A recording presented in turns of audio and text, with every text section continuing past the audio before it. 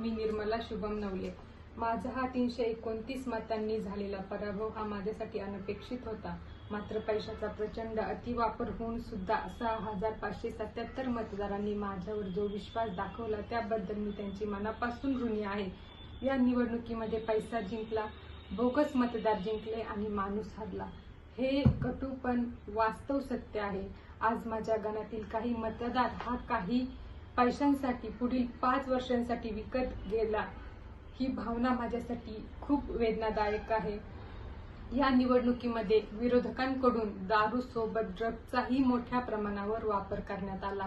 निवडणुकीत तरुण कार्यकर्ते अधिक पळावेत, रात्रभर जागे राहावेत यासाठी ड्रग्जचा अतिवापर करण्यात आला। याचा गंभीर परिणाम येणाऱ्या काळात नक्कीच दिसून येणार आहे। आज माझ्या गावात या निवडणुकीदरम्यान 30 ते 40 तरुण हे ड्रग्जच्या आहारी गेलेले आहेत।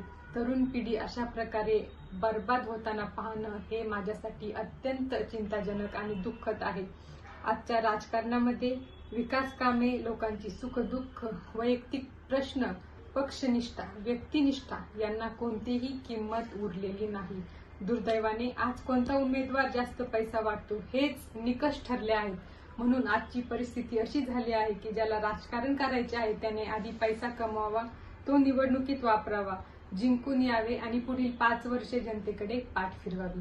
आणि ज्याला राजकारण करायचे नाही त्याने आपल्या कुटुंबाकडे लक्ष द्यावे, घर सांभाळावे, प्रामाणिकपणे पैसा कमवायचा, कुटुंबाची हौस-मौज पूर्ण कराव्यात आणि कुटुंबाला वेळ द्यावा। आज मला माझे मार्गदर्शक माननीय उपमुख्यमंत्री आदरणीय अजितदादा पवार यांचे विचार आठवतात की राजकारण हे खूप खराब आहे।